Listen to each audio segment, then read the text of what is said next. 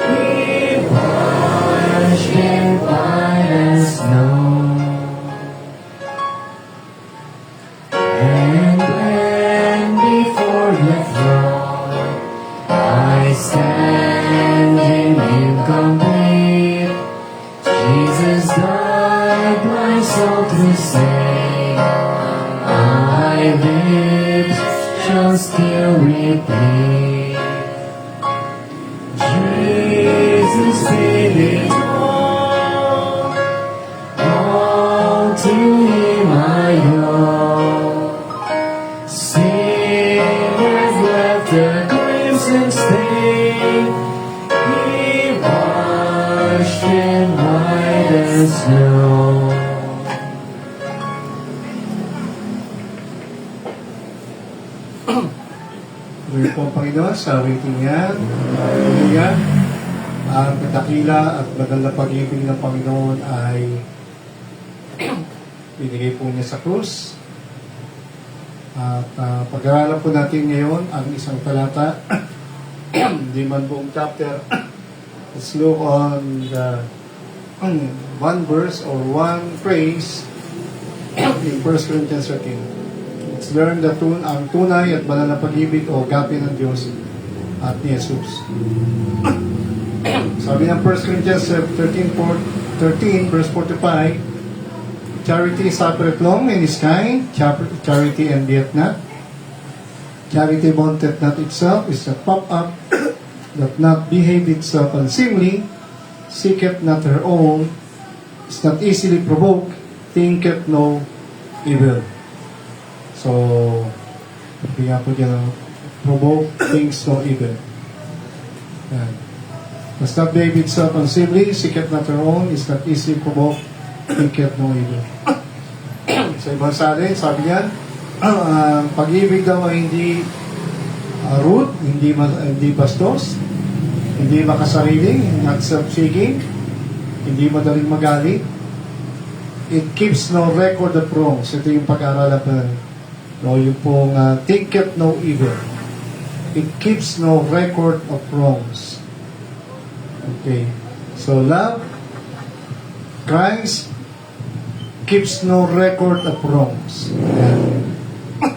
Okay. So, hindi siya nag-iipon o nag-iingat ng record ng kamalian sa mga pinatawad at tumanggap ng kaligtasan sa ating Panginoon.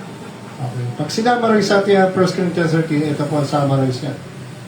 The true love of God, the agape, no, in verse 1 to 3, makita natin, love is essential. Without love, I'm empty. Kung walang pagmamahal ng Diyos o ni Kristo, ay walang kwenta ang mga gagawin mo. Yung verse 1 to 3. And then from verse 4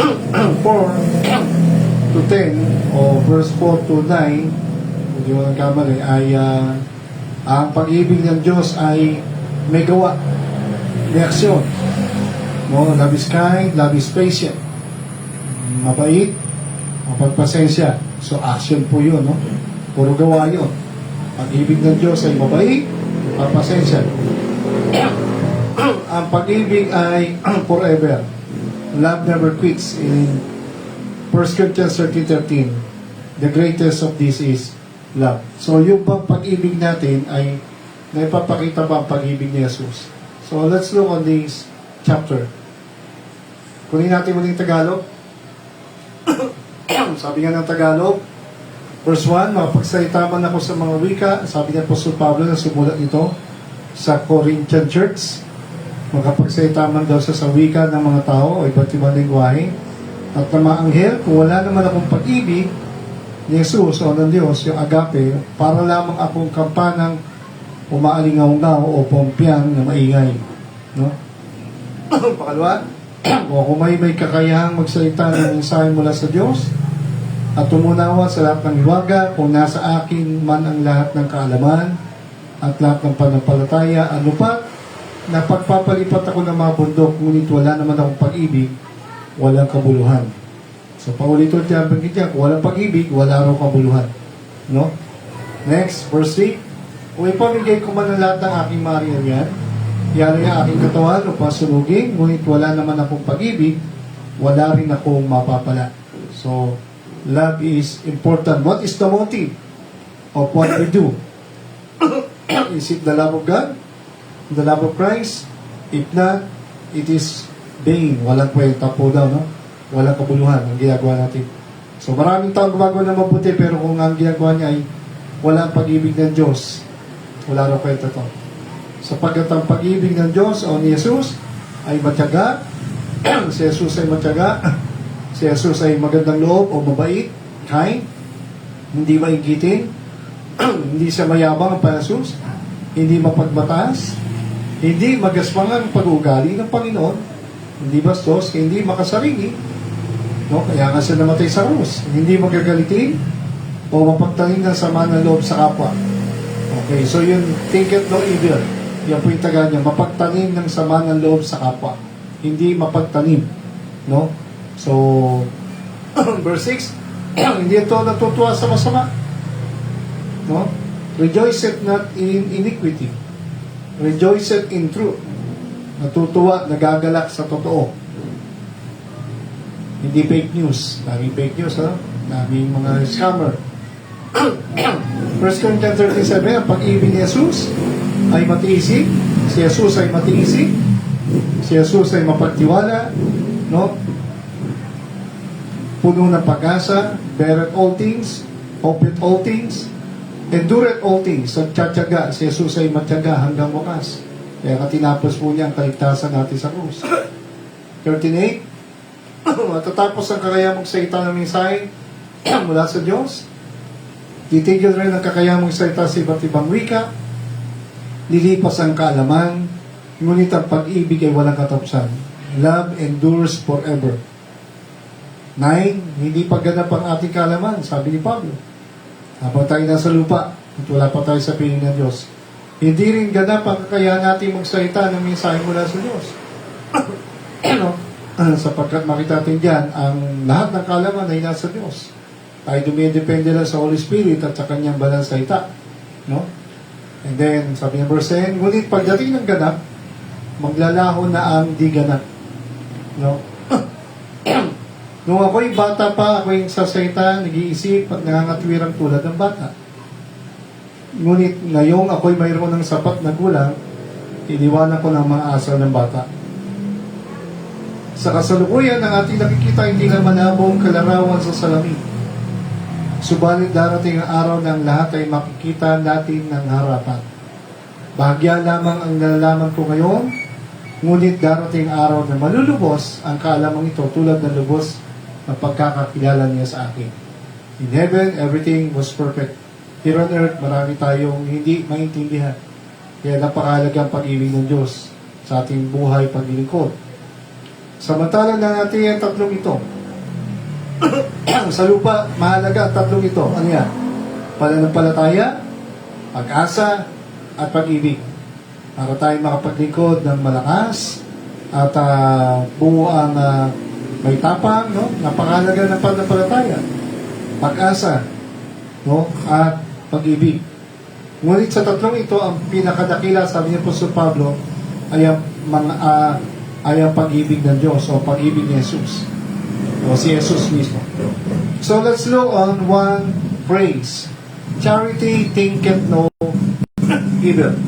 Ang pag-ibig daw ay hindi nagbibilang ng masama. Keeps no record of wrong. No? Okay, so nagpapatawad. Pag bidala natin ito yung hindi nag-iipon ng kasama. Ang payag na hindi nag-iisip ng masama ay nanggaling po sa Gregong logisomai. At ang ibig sabihin na po ito, tulad na accountant. No? Yung accountant, di ba, yung tagalista, taga-record, no? Pangalaga na accounting, na accountant, di ba, sa lahat, sa opisina, sa trabaho, sa gobyerno, no? Napakahalaga yung taga-record ng mga number, ng mga kuwit na kama niya. Napakahalaga yung trabaho ng auditor, taga-bilang, no?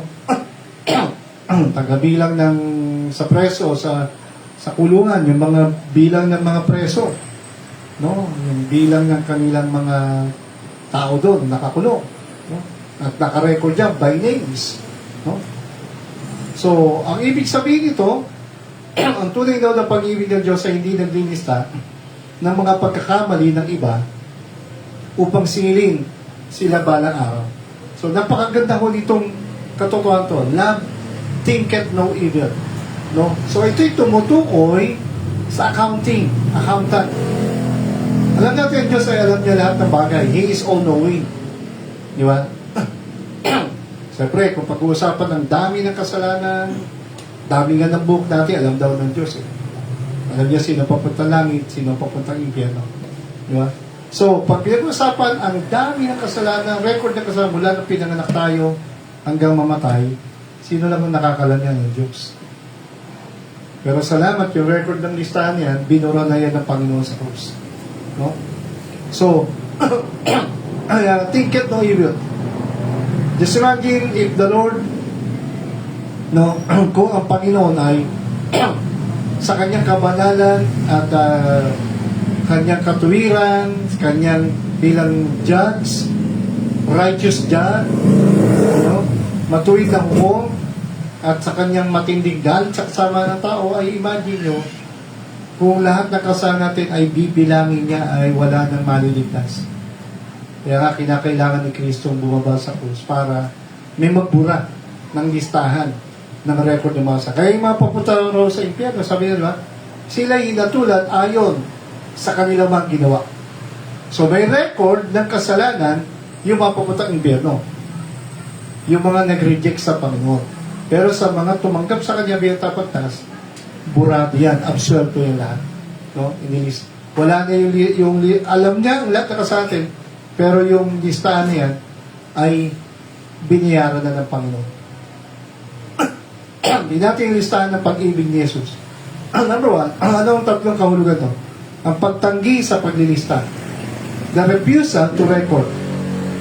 Ang tunay na pag-ibig ni Jesus ay hindi gumagawa ng ledger o talaan ng mga atraso. Sa mga pinatawad, pinag-usapan natin ito sa mga pinatawad, kasi ang Panginoon nagbigay na ng kaligtasan sa krus. So, yung ganda ng kaligtasan ni Kristo, may bisa lang yan sa mga tumanggap. Sa mga hindi tumanggap, malukot. Ang Diyos ay banal, may atraso ang tao, may utang, may babayaran. Binayaran ni Jesus. So kung hindi niya tinanggap yan, meron pa rin sa lista. Pero sa mga tumanggap ng awa ni Jesus, yung ledger, yung listahan ng kasalanan natin, o ng utang natin. Diba? Pag sa tindahan, di ba? Utang ka. Nalala ko ng bata ko, taga-utang ko sa tindahan. No? Yung binibilang ko, yung inutangan na, magaling mag-record. Galing mag-lista, senior na. O, ilang sardinas, ilang itlog. Ha? Galing na record niya, tapos tototalin yan, galing mag-lista. Galing. No? Talaga anis. Siyempre, napul ko yung kinukuha ko araw-araw. Inuutang. Sabi araw lolo. So, bibigyan niya sa amin yung faktura ba yung parang listahan. Sa palengke, di ba, faktura daw yung listahan ng binili mo. Di ba? Walang mga resibo, faktura, sulat sa. So, ang tunay na pag-ibig ng Diyos ay hindi gumagawa ng ledger. May ledger siya, pero ito ay, nakita natin, bayad na, nilinis na, binura na pa. So, hindi nito iniipon ng mga masakit na salita o gawa upang gamitin sa data sa susunod na pag-aaway. Ba sa mga tao nag-aaway, di ba? Naku. Talagang susumbat yan. Naka-record yan. Sinusumpa ko mula sa araw na to. Diba? Talagang hindi kita mapapatawad yan. Yan ang mga tao. Ang bawat salita, lalo ngayon may social media pa. Lalo ngayon may cellphone na, may CCTV pa. Di ba? Grabe. Kaya wala pa yung CCTV, wala pa yung cellphone yan, wala pa yung mga ganyan. Social media. Kung meron mang pinakamahusay na recorder ng ating mga kasalanan ay walang iba ang Diyos. Alam niya lahat no? Pero salamat, ang ginawa ng Panginoon Jesus ay ang nagbura lang ng record na ating kasalanan ay ang Panginoon Jesus doon sa krus. Kaya nga, ang tunay na Kristo, ang pag-ibig ni Kristo ay hindi niya iniipon ang mga masasakit na salita na ating sinabi. Okay. Di ba? Lalo nang siya ay natulad ni Pilato, wala naman sa kasalanan niya. Di ba? So, kung mayroon mapaghiganti ang Panginoong gagawin sa mga tao balang araw, yung mga nag-reject. Nag-reject ng kanyang pag-ibig sa krus. Pero sa mga tumanggap, would you imagine the grace of God? Cover, cleanse, forgiven. Diba? Paid. Kaya ngayon katarin, Jesus paid it all. Diba? So, pero tayong mga tao, diba? Kaya pag tunay na Kristyano, hindi na tayo nagbibilang ng kasalanan. Tinatanggi ang listahan. Pagtanggi sa listahan. Okay. Kung meron mang magaling maglista, no, ng kasalanan natin, Panginoon. Pero salamat. Ang katotohanan ng pag-ibig ay marunong magbaon sa limot. He forgives and He forgets. Pero totoo, God is all-knowing, omniscient. Paano niya mapoforget? God choose to forgive, to forget, to clean the record, and start anew. Kaya nga, ang sino mang na kay Kristo, siya'y bago ng nila. All things are passed away. Lahat ay lumipas na, lahat ng luma at nagsisimula kang parang bago ang mga tumanggap kay Kristo. Ang pag-ibig ni Jesus ay marunong magbaon sa limot. Sana tayo mga tao, ganun din, no? Yung mga talagang alam. Hindi na, hindi ko kakalimutan yung ginawa mo. Ganun, di ba? Pero ang Diyos ay marunong po siyang magpatawad, magmahal, magpatawad, at limutin. Sabi ng Romans 4:8, mapalad ang tao na sa kanya hindi ibibilang ng Panginoon ang kasayan. Hindi ibibilang. Hindi ililista. Mapalad ang tao na sa kanya hindi ibibilang ng Panginoon ang kasayan. Ibig sabihin, hindi na ililista, hindi na i-record, kundi pinatawad. Tingnan natin English. Pero ito, mas maganda ito sa English. Romans 4:6, simulan natin. Even as David also described it, David said, in the Old Testament times, Psalms, pinakita ni David ang pagiging mapalad ng tao na kung saan ang Diyos ay hindi ibinilang ang katwiran at whom God imputed righteousness without works. Na kung saan ang Diyos ibinilang ang katwiran hindi sa gawa. Sino rin yung taong mapalad sa harapan Diyos? No? Yun daw pong hindi ibinilang, God imputed righteousness without works. So, ang Diyos ay nagbigay ng pagpapatawad, ng kabanalan, ng righteousness. Kumbaga, ang pagbinilang niya sa atin, madami. Pero ang ginawa ng Diyos, yung katuwiran niya ang pinantapal sa ating karumihan.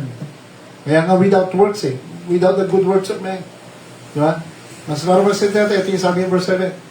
Sabi ni David, mapalad yung mga ang kasalanan ay pinatawad at ang kasalanan ay tinakpan. So, hindi na binilang yung kasalanan, kundi pinatawad, tinakpan, nilinis. Alam naman natin buhay ni David, di ba? Hindi siya perfect as a king. Ang dami niya kasalanan. No? No? Nagsinungaling, nangalon niya, nag-imbot, di ba? Nag-imbot muna, tapos nangalon niya, tapos nagsinungaling, tinago yung kasalanan, tapos nagpapatay. Naging mayabang din siya minsan. Di ba? Pinabilan niya yung mga sundalo. Pero, dahil siya ay laging humingi na awa sa Diyos, nagpapakumbaba. And we know that God is a forgiving God. No? Ang Diyos ay nagpatawad kay David. Kesa niya mapalad, yung ang mga kasalanan ay pinatawad at ang mga kasalanan ay tinakpan. So, sino papatawad? Ang Diyos. No? Sabi ni David.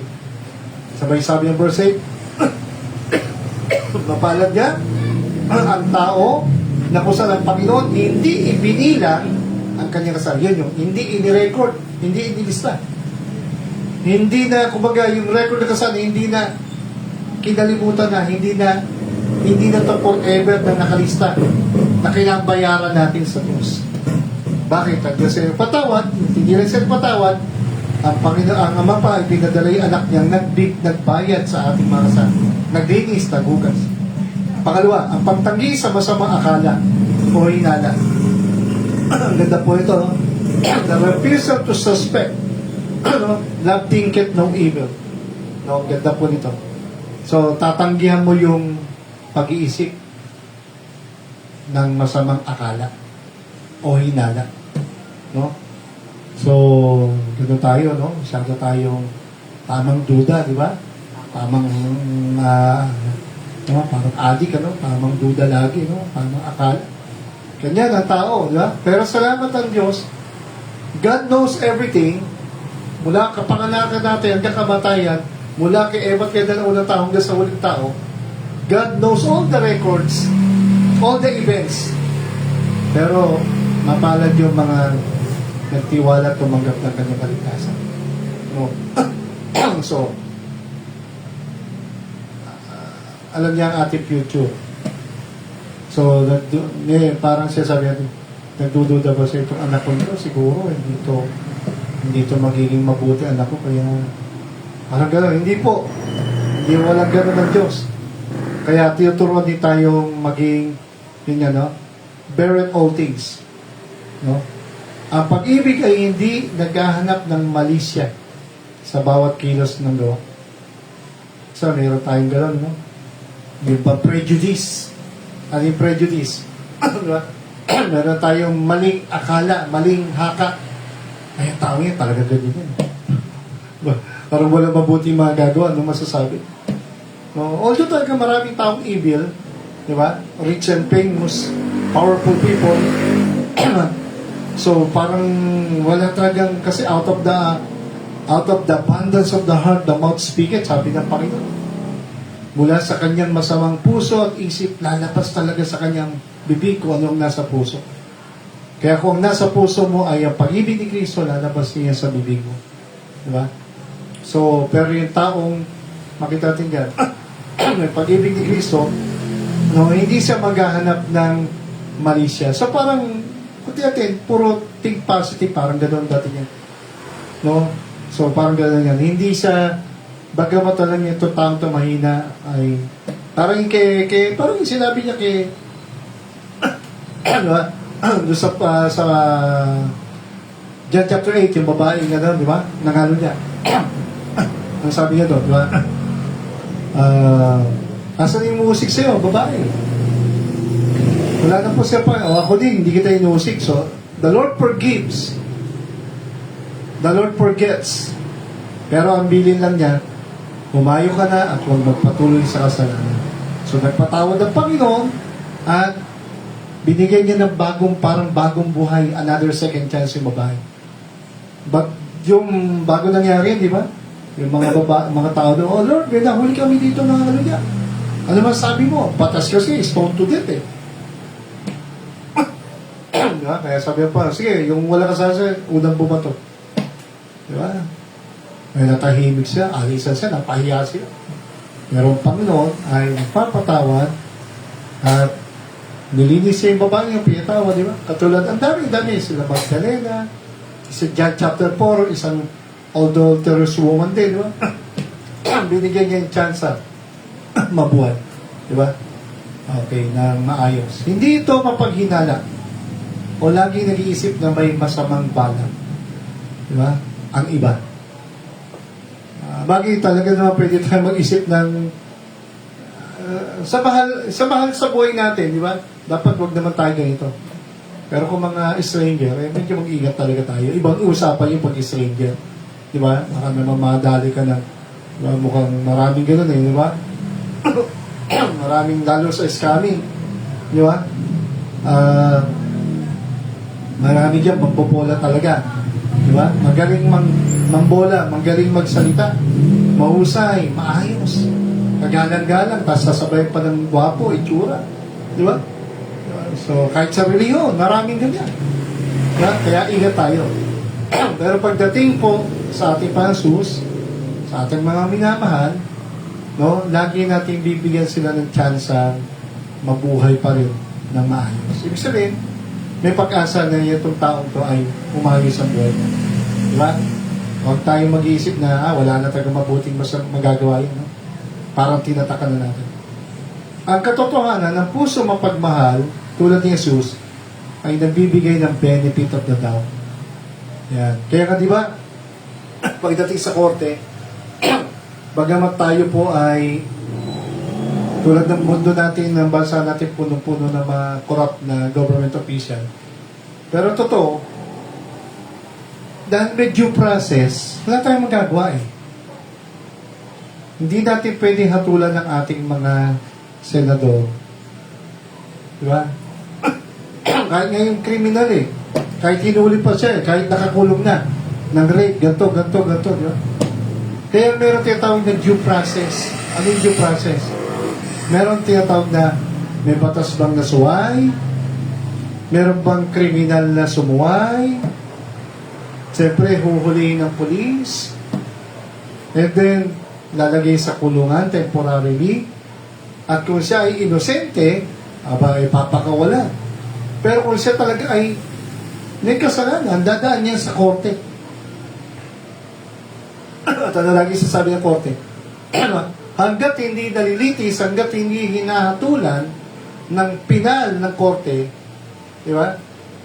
Saka pa lang sasabing guilty siya.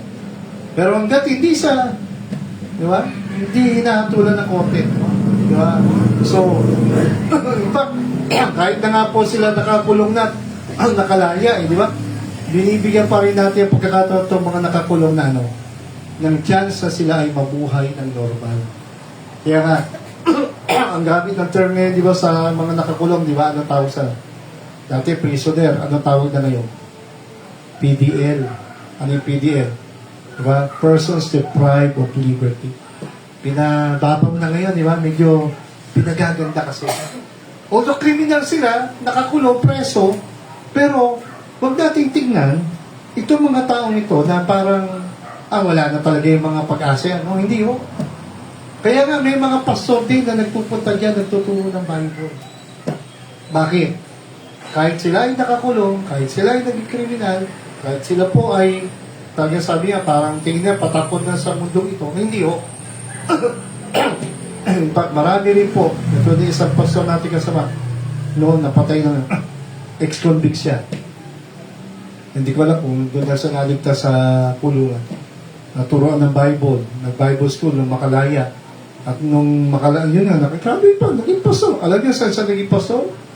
Doon sa Parola. Alam niyo kung ano yung Parola sa Maynila? Ito po yung lugar ng mga taong, mga dating nakakulong nakalaya. Binigyan sila ni President Marcos Sr. ng mga pabahay, lahat ng mga ex-convict. Yung mga kriminal, pati yung mga pamilya. So, doon sila nakatira. Binigyan sila ng lupa doon, pabahay.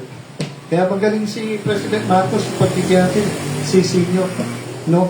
Ang tawag doon sa lugar ng Parola. Lahat ng mga nakatira doon ay mga pinarol, pinatawad, pinalaya, bagong buhay. Ayan, no?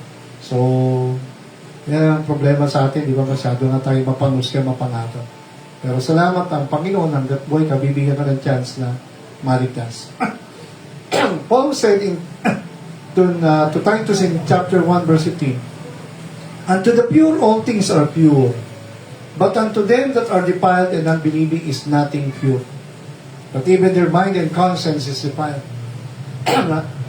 Sa mga malinis, ang lahat ng bagay ay malinis. Naalala niyo ba yung sabi ni Paul, kung ano nagkamali, between Onesimus at saka kay Philemon? Onesimus na pangalan, no? Onesimus, yung servant. Onesimus, yan. Remember the story? Sabi ni Pablo kay Philemon, di ba? Sinulatan ni si Philemon. Si Philemon, kung di ako nagkamali, ay taong mayaman, makapangyarihan, no? Baga, para siya ay boss. Itong si Onesimus ay nag-ialipin niya. Alipin, servant. Pero dumating sa time yata parang naging masama itong si Onesimus. Tumakas siya, iniwan niya, parang ginawa niya ng kalokohan to si Philemon. And then naturuan ng Bible nga ni Pablo si Philemon, nagbagong buhay, tapos naturuan din niya ng Bible si Onesimus. So, si Onesimus ay naging masamang alipin, pero dumating sa time, ano sabi ni Pablo? Kay Philemon, sabi niya, patawarin mo na si Onesimus. Sabi rin ni Pablo kay Onesimus, Onesimus, humingi ka ng tawad, sa amo mo bumalik ka. Yan. At tapos sabi pa ni Pablo, di ba? Parang giving them the second chance and the reconciliation. Paul said to Philemon, kung may kasalanan pa siya, kung may mga utang pa siya, charge to my account. Ang ganda po na sabi ni Pablo. Ibig sabihin, akong bahala, sagot ko yan, babayaran ko kung may mga kasalanan pa yung utang pa yan. No? So, kasi doon si Pablo, pinapakita niya na ang mga anak ng Diyos ay nagpapatawad at binibigyan ng second chance. Diba? Kaya, unto the pure, all things are pure. Sa mga nilinis, pinatawad. Sa mga bagay na malinis, ang mga bagay na malinis, ang lahat ng bagay na malinis, sa mga malinis. O sa mga tumanggap ng kapatawaran, pag-ibig ni Jesus, bibigyan natin second chance ang lahat ng tao. Kahit unsaved. Diba? Kahit yung mga bansang parang North Korea, bakit nagpapadala ang Diyos sa mga missionary? Just imagine. Di ba? China, mga komunistang bansa, Islamic nation. Why? For God so loved the world. Even Israelites nga, di ba? Titigas sa ulo, pero minahal pa rin ang Diyos. Pinatawad niya, niligtas niya. Di ba? So, God will give the chance to every person, kahit anong sama siya. So, pero ang taong iubod na sama at ayaw tanggapin ang kaligtasan ng Kristo, but unto them that are defiled and unbelieving is nothing pure. Alam niyo, sa mga taong hindi na intindihan ang pag-ibig ni Kristo, wala talagang wala paniniwala, wala pag-asa. Parang gano'n, sabi, hindi na magbabagyo, hindi na marumi niyan, ganyan na yan, wala na pag-asa. Their mind and conscience is defiled. Sa kanila, imposible na magbago ang tao. Pero sa Panginoon, God is not willing that any should perish, but that all should come to repentance. Diba? Hindi niya na isang tao mapahamak. Ang lahat ay bibigyan ng chance ng pagkakataon. Kaya nga yung Ninevites, diba? Kahit nagalit ang Diyos sa kasamaan nila, ano sabi ng Diyos? Jonah, pumunta ka doon. Dami-dami utusan si Jonah pa. Kasi hindi lang gusto ng Diyos, hindi niya bagaw dapat paparusanan niyang Ninevites, pero napakasamaan to, sabi niya, pero gusto pa rin silang patawarin sa kanyang kasama na ginawa. Kaya hindi naman, ang isang matigas sa pusong propeta, ang inutusan pa niya, si Jonah. Ang dami-dami pwede utusan. Kasi alam niya may problema rin si Jonah sa puso.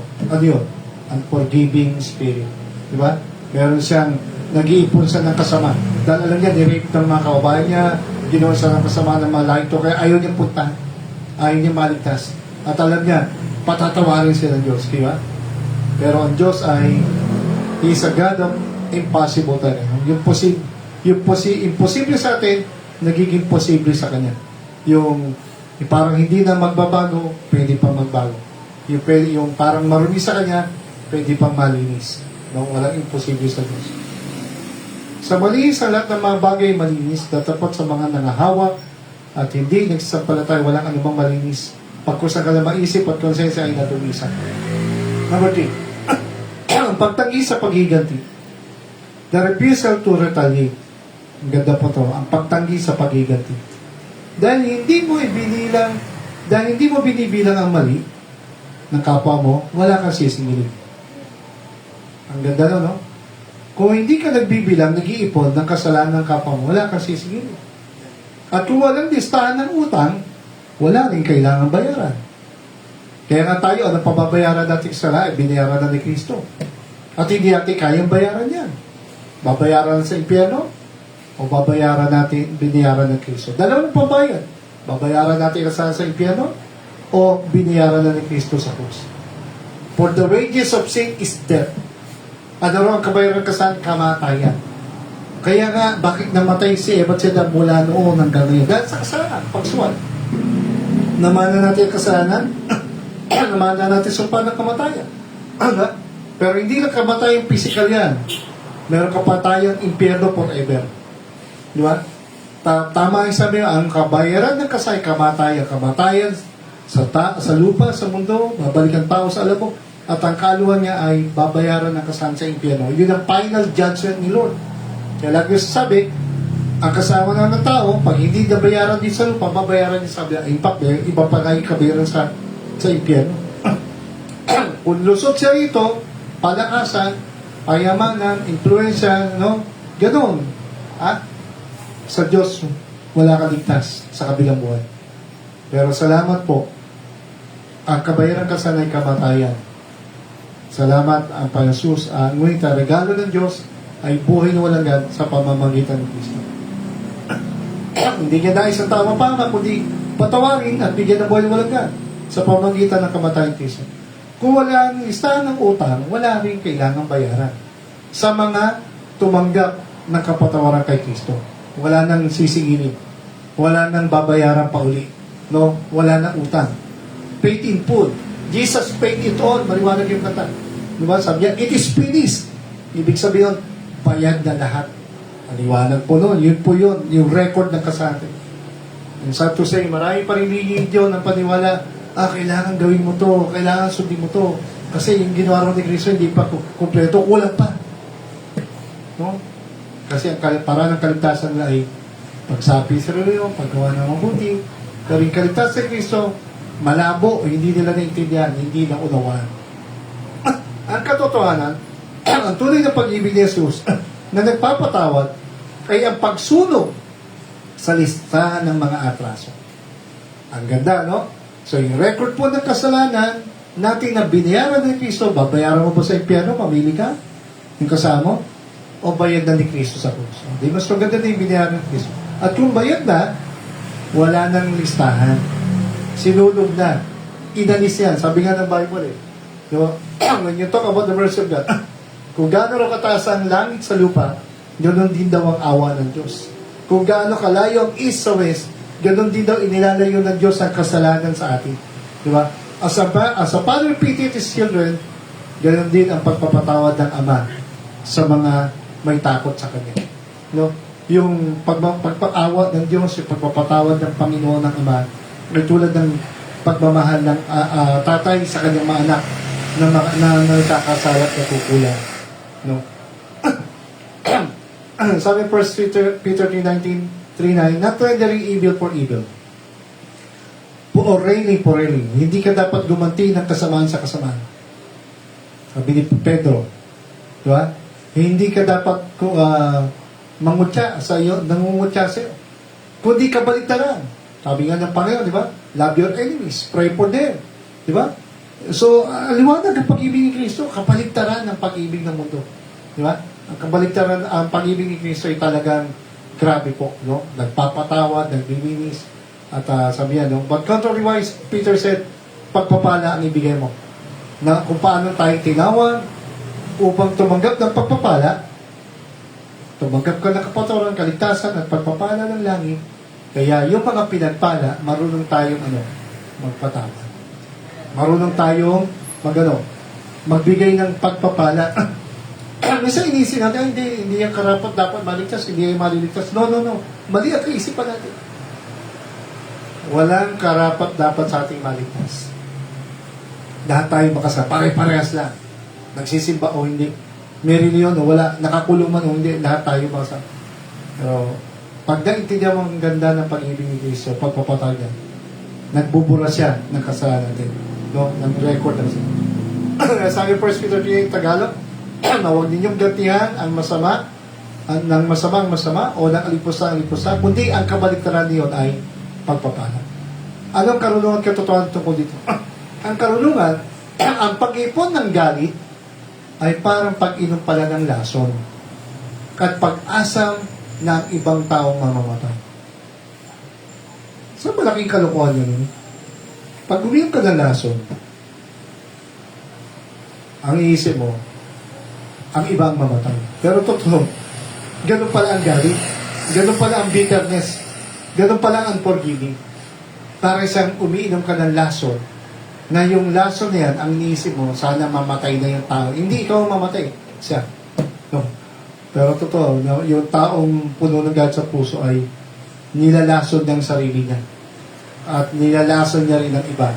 Bunga ng kanyang masasamang pananalita at masasamang puso. Punong-puno ng galit, sama ng loob, inggit, paghiganti. No? So, ganyan. Nakakalungkot ang bansa natin, no? Ang politika natin, malungkot. Diba? Kasi nga, yung mga dapat hatulan, dapat mahatulan eh. No? Pero, hintayin natin ang proseso ng batas at ang proseso ng Diyos. Kasi pagka hindi dumaan sa tamang proseso, naku, magulo. Ito yung ginagawa ng presidente ng Iran. Pinapatay yung mga taong, diba? Mga inosente yun. Isipin. Diba? Ang gulo sa kanila. Pwede naman kailangan mga Amerika. Nag-iingat lang siya kasi gera yun. Diba? Gera kasi may sariling bansa sila. Pero kawawa yung mga tao doon.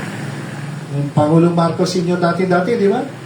Hindi niya sabi niya, wag sasakta yung mga tao. Ayaw niya. Diba? Kahit nagkakaroon ng edge sa people power. Diba? Kapag nag-iisip ka ng masama, dinudumihan mo ang sarili mong isipan. At tinatanggihan mo ang kapayapaan na galing sa Diyos. Yan ang pag-ibig ni Kristo. Puno ng kapayapaan, puno ng pagpapatawad, puno ng hindi ka nag-iipon, hindi ka nagbibilang ng kasalanan ng kapwa. Diba?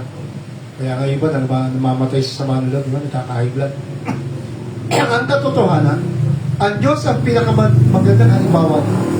Sa pamamagitan niya ni Kristo, binura niya ang ating listahan ng kasalanan doon sa krus. Kung ang Diyos ay hindi nagbibilang ng ating mga pagkakamali, wala tayong karapatang maging accountant ng kasalanan ng ating kapwa. Pero minsan, ganyan tayo, di ba? Ako yung tao yan. Ubod na sa bayan. Nakukuha mo lang, di ba? Masyado tayo mapamuskan. Masyado talaga tayo nila prejudice. Di ba? At minsan, hindi natin binibigyan ng pagkakataon yung kapwa natin na magbago. Di ba? So, kung hindi man siya magbago, hindi siya may problema sa atin. Kung marami man sa kasalanan, hindi pa rin sa atin may kasalanan. Sa Diyos pa rin. Kaya, isang milagro yung mga taong ginawa ng kasama pero nagpapatawad. Ibang klase yun. Ibang klase. Sabi ng 2 Corinthians 5:19, to wit that God was in Christ, ang Diyos ay na kay Kristo, yung siya magkatawang tao, kalooban ng Diyos si Kristo yung magkatawang tao, bumaba sa lupa. Ipinagkasundo niya ang mundo sa pamamagitan niya doon sa krus. Hindi ibinilang, not imputing, ito po yung salitang, hindi ibinilang, not imputing their trespass, hindi na ibinilang sa kanila kasalanan nila, kundi ipinagkatiwala na sa atin ang salita ng pakipagkasundo. Bakit bumaba si Kristo? Para maging tapagtas. So, nung siya ay magligtas, ano ibinigay niya? Kapatawaran, pakipagkasundo, kaligtasan, buhay na walang gan, kapayapaan, tunay na kagalakan, tunay na pagmamahal, awa, biyaya, napakarami pang iba. So, binigkaloob sa atin ang salita ng pakipagkasundo. Tayo nang aaway, inaaway natin Diyos, rebelde tayo lahat, pero salamat, kriminal tayo lahat, pero si Kristo ay namatay para sa ating kasalanan. Sa nawala kasalanan, namatay para sa ating kasalanan. Kaya ang mga tunay na tumanggap kay Kristo, ika nga friendly. Hindi tayo fighter. Hindi tayo fighter in a sense sa mga problema, pero hindi fighter ng mga tao. Kahit anong evil nila, hindi mo gagantihan ng evil ang evil. Kaya sabi Pablo, now then we are ambassadors with Christ. Tayo nga ay mga ambassadors. Ano yung ambassadors?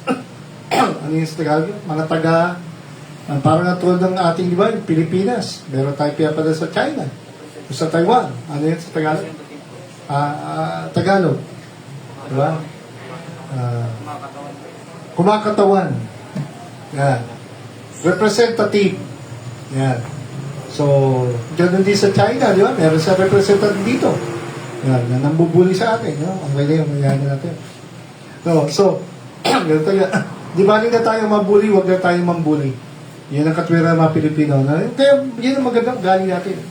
Di ba na tayo unahan, huwag na tayo manguna. No? Lalo na Kristyano, ay makita tayo pas binubog kahit walang kasalanan pinatay. Kaya nga tayo ay taga kumakatawan sa kapayapaan, kapatawaran, kaligtasan. No, ang Diyos ay nakikiusap sa atin, alang-alang kay Kristo, tayo ay makipagkasundo sa Diyos. So, huwag na tayo magbatigas at magyabang. Kaya yung mga taong parang sabi natin, hindi niya deserve patawarin ko siya. Pero hindi, dahil kay Kristo, matutunan na natin magpatawad. Kahit mayabang yung, kahit hindi mo gagawin yan ng bato, kundi ng tinapay na may kasamang garapon. Hindi, joke lang. Okay, 2 Corinthians 5:21.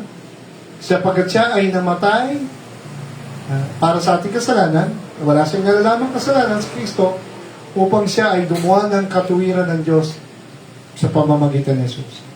So, si Jesus ay walang kasalanan, namatay siya para sa ating kasalanan, upang ang katuwiran, kabanalan ng Diyos ay magawa niya doon sa krus sa pamamagitan ng kanyang kamatayan. Sa makatuwid bagay, ang Diyos kay Kristo ay pinapagkasundo ang mundo dahil sa Kanya, na hindi binibilang sa kanila ang kanilang mga kasalanan at ipinagkatiwala sa atin ang salitang pakipagkasundo. So, kaya wala na po ang sa atin ng hate. No, sabi yan, no? Ano yun? more love, not hate. No? Yung sinasabi natin, more love, not hate naman to. Hindi naman yung love ng mundo, no? Iba yung love ng mundo, eh. Ang love ng mundo, ang alam nila ay evil, sex lang yun, no? O, makita natin, ludus. Ano yung ludus? Self-love. Tama ba? Self-love? Ha? Ano? Playful? Oo. Meron pa isa, yung selfish love, eh. Nakalimutan yung Greek word, no? Merong selfish love. The greatest love of all is easy to achieve. Learning to love yourself is the greatest love of all. Yung kanta ni Whitney Houston na yun ay hindi agape yun, selfish love yun. No? Playful love yun, ludus. So, hindi pileo, trendy love. Hindi eros, pang mag-asawa lang yan, pero may binaboy na po ng mundo yan. LGBT, lahat na. Pedophile, X-rated, porneia, no? Evil na po ang tingin ng tao sa sex. Pero yan, para sa mag-asawa na talaga. Pero may ginagawa na pong evil yan. So when you say love, the pure love is agape. Ito po yun, no? Dahil kay Kristo. Anong practical na application sa mga? Paano natin sasabuhay ang hindi pag-isip na masama sa araw? Paano? Kapag naisip mong isang tao, ano ang unang papasok sa isip? Yan. Meron ka bang ganyan? Prejudice? Pag naisip mo yung ako, alam mo yung ayaw mo na makikita yung mukha. Di ba? Kasi mangat ka na agad. Pero totoo, meron pala tayong maling iniisip. Diba? So, hindi, wala tayo pag-ibig ni Kristo pag gano'n. Kasi pag-ibig ni Kristo, love thinketh no evil. What does it mean? Ano ba nagawa niyang masama sa atin? Patatawarin mo. Patatawarin mo. At hindi mo na iipunin. Sampu na ginawa mo, ha? Hanggang diyan ka na lang. Pag 11 pa, ayoko na. Hindi gano'n ang Diyos. Salamat. No? Kapag naisip mo sa tao, ano po napapasok isip? Kung listahan mo ng kasalanan nila ang lumalabas, sabihin sa sarili, hindi ako ang tagalistan ng kanilang mali. Dapat yan ang inisip mo. Hindi ako ang tagalistan ng kanilang mali. No? Ang Diyos ang nakakalam, bahala siya. Hindi yun ang mind reading. Ano yung mind reading? Huwag mo pangulang ang intensyon ng iba. Kung hindi malinaw, magtanong nang may pagmamahal sa halip na gumawa ng sarili kwento sa isip. Hindi mo pa nga, di ba? Yun ang tamang hinala ka na. Tabi ko na nga ba eh. Ganyan ka talaga eh. No? Hindi. Dapat hindi ho ganun. No? Wala tayong dapat yun ang tamang hinala sa kapwa natin. No? Marunong pa rin tayong magtiwala. Sabi nga, ang hirap na ibalik na yung tiwala pag nagkalaman. Totoo yun. Totoo yun. Sa mga taong walang pag-ibig ni Kristo. Sa mga taong may pag-ibig ni Kristo, sabi ko, di ba? Ang Diyos, bibigyan ka ng tsansa na magbago. Maligtas. Hindi niya nais ang taong, sino ang taong napahamak, kundi sila ay magsisi, magbago ng masamang isip. Habang ang tao buhay, binibigyan niya ng tsansa, maligtas, magbago, mapatawad niya. Yung mga magtitiwala sa burahin ang resibo. Sa panahon ngayon, madaling magtabi ng screenshots o recording bilang ebidensya ng mali ng iba. Di ba? Totoo naman talaga, lalo ng social media. O huli-huli ka, di ba? Ebidensya sa CCTV.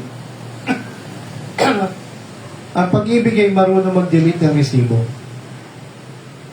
Ang totoong mga alagad ni Kristo, marunong magpatawad at hindi na yung record niya buburahin mo. Pero yung mga tao walang pag-ibig ni Kristo ay markado ka na. May tattoo ka na sa kanyang isip. May tata. No? So, hindi po gano'n ang pag-ibig ni Kristo. No, hindi siya nag-iipon ng listahan ng kasama. And then, ipanalangin na nagkasala. Mahirap mag-isip ng masama sa taong taimtim mong pinapanalangin ang ikabubuti. Pinapanalangin mo nga, pero Lord, sana patayin mo na. No? Ang pinanalangin mo pa, no? So, pray for them.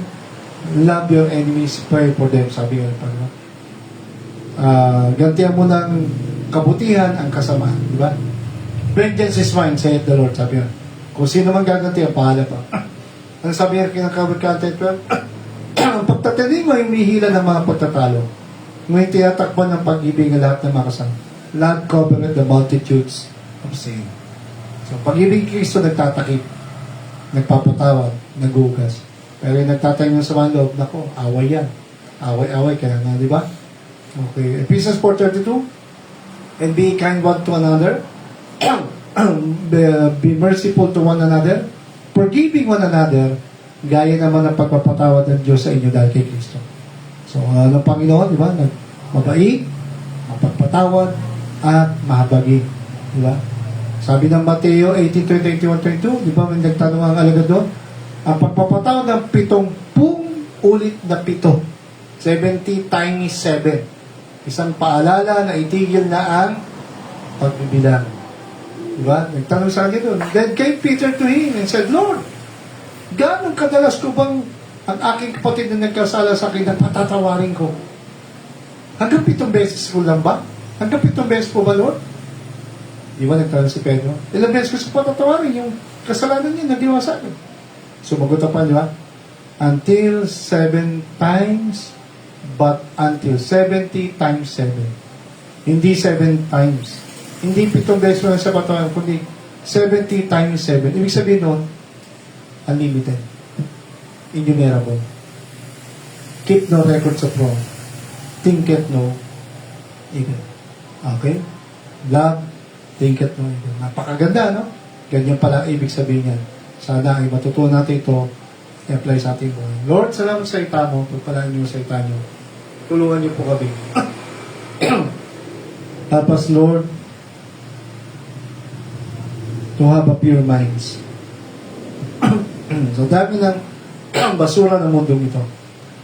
Dami ng basura sa social media. Puro galit, paghiganti, pagpatay, puro galit, Panginoon, puro unforgiving, unforgiveness, puro hate. Ganyan po ang mundo, Panginoon.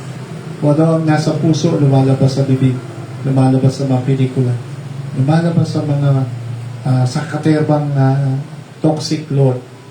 Kaya nga, minsan, malungkot kahit sa pamilya namin sa church, sa kaibigan namin, nagiging toxic na rin.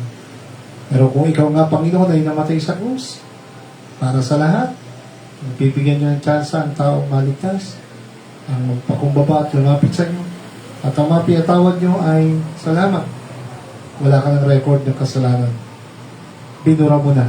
Pinatawad na, hinugasan na, nilinis na. Tagalangit na. Binanal mo na. Tulungan niyo kami mabuhay.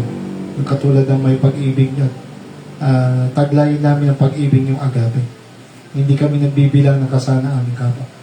Kundi tulungan niyo kami, Lord, na mabuhay sa biyaya tawa mo, sa gabay mo, sa tulong mo, sa lakas ng Espiritu. Paalala niyo sa aming mga lesson na ito, Panginoon, at tulungan niyo kami na laging maging mabait, mahabagin, at maging mapagpatawad. Hindi lang sa mga taong gumawa ng mali sa amin, sa lahat ng tao. Sabi nga, Lord, ikaw ang gaganti. Ang hindi namin kailangan gumanti ng ang kasamaan na ginawa sa amin ng kasamaan. Lord, help us. Help us, Lord. Change our heart. Change our mind. At ang lalong aming mga pangalaman. Kaya muli pa ang lapit niya dalang panguli. Tulungan niya aming bansa, aming politika, aming gobyerno. Nakakalukot po taga. Napakatindi ng mga batuhan, ng paninirang puri. At hindi pa nga nahatulan ng korte ay halos talagang gano'n na po, Panginoon ng mundo na niya. Ikaw na po bahala. Alam po namin may takdang panahon ng paghatol ka sa lahat. Kaya tulungan niyo po kami, Lord. Huwag kami maging malupit sa aming kapwa, kahit sa panalita at kilos at isip. Tulungan niyo kami, Lord. Always to have that pure love that comes from you. Na lahat ay bibigyan mo ng chance maligtas at magbago ng masamang isip. Magpakumbaba at lumapit sa iyo. At salamat sa dakilang pag-ibig mo, Panginoon. Tulungan niyo kami, pamuhay namin sa itanyo. Natanin po kami, kabayan, pagpalaan niyo pong gawain niyo bukas. O sa Sunday, Panginoon. Ito yung darating mo pong rin, saan sa gabi ito? Sa kami sa panang ng Jesus. God bless us. See you on Sunday. Good night.